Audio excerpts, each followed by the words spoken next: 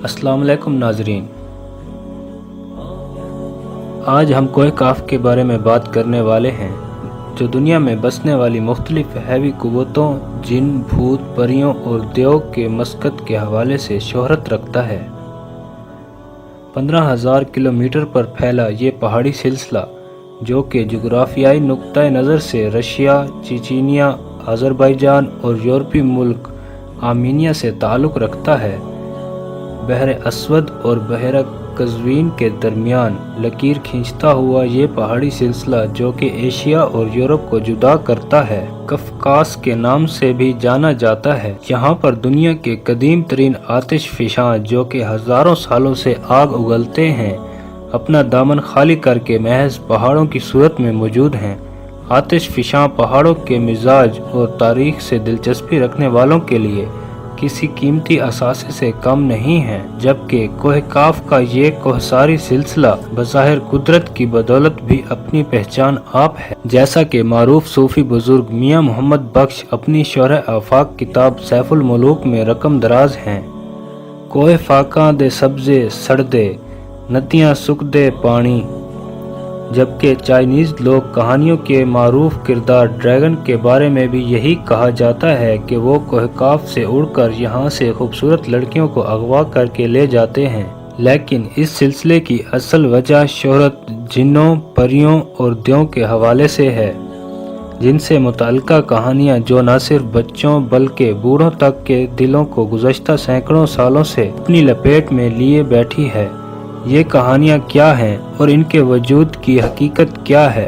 اس پر گفتگو سے پہلے انتہائی ادب سے گزارش ہے کہ آپ ویڈیو کو دیکھنے سے قبل چینل کو سبسکرائب کر کے بیل کے آئیکن کو بھی دبا دیں، ورنہ خدشہ ہے کہ مبادہ جنات کی مذکورہ دہشت گرد مخلوق آپ کی گلی یا محلے سے بھی کوئی شہزادی اغوا کر کے لے جائے اور انہی معروف کہانیوں میں سے اس کا کردار یعنی شہزادے کو اپنی جان ہتھیلی پر رکھتے ہوئے اس کی رہائی کے لیے جانا پڑے۔ لیکن یہاں بھی اس بزرگ کی ضرورت ضرور پڑے گی، جس کی جادوئی اور روحانی اثرات رکھنے والی انگوٹھی کی بدولت شہزادے کا اس تک پہنچنا ممکن ہوگا، جس کا اب آپ کی گلی یا محلے سے ملنا ممکن نہیں۔ ہم کوہ کاف سے متعلق ادھر ادھر بکھری کہانیوں کا سہارا لینے کی بجائے پنجابی کے غالب میاں محمد بخش کی سیف الملوک میں درج ایک واقعہ ناظرین کی دلچسپی کے لیے پیش خدمت کر رہے ہیں، جس میں مصر کا ایک شہزادہ سیف الملوک پریوں کی ایک شہزادی بدیع الجمال، جس کو شاہ پری بھی کہا جاتا ہے، کی تلاش میں ایک نادیدہ اور غیر معلوم مقام باغ ارم کا قصد کرتا ہے۔ جب ایک موقع پر شہزادہ سیف الملوک سمت اور منزل سے بے خبر ہونے کی وجہ سے تھک ہار کر اللہ رب العزت کے حضور رہنمائی کی درخواست کرتا ہے، اسے خواب میں ایک بزرگ بشارت دیتے ہیں کہ 14 دن کے بعد دوران سفر تمہیں ایک ایسا رہنما ملے گا جو نہ صرف تمہاری رہنمائی کرے گا بلکہ تمہیں شاہ پری سے ملوانے میں بھی مددگار ثابت ہوگا۔ اس بشارت کے مطابق شہزادہ ایک ایسے قلعے میں پہنچتا ہے جہاں پر بازار سجے ہیں لیکن دکاندار اور خریدار نہیں۔ پرندوں میں قید مختلف پرندے باغ ارم کے فراق میں گیت گا رہے ہیں۔ شہزادہ آگے بڑھتا ہے تو ایک کمرے میں اسے انتہائی حسین و جمیل لڑکی حالت خواب میں ملتی ہے۔ وہ اسم اعظم کے ذریعے اسے جگا کر احوال پوچھتا ہے تو وہ شہزادی اپنا نام ملکہ خاتون بتاتے ہوئے جواب دیتی ہے کہ بھائی مجھے بچپن میں کلزم، جو کہ دیوں کا مالک کوہ کاف ہے، کا شہزادہ بہرام اغوا کر کے لے آیا تھا اور مجھ سے شادی کی خواہش کی، پھر انکار پر مجھے کئی سالوں سے 14 دن کے لیے جادوئی نیند سلا دیتا ہے۔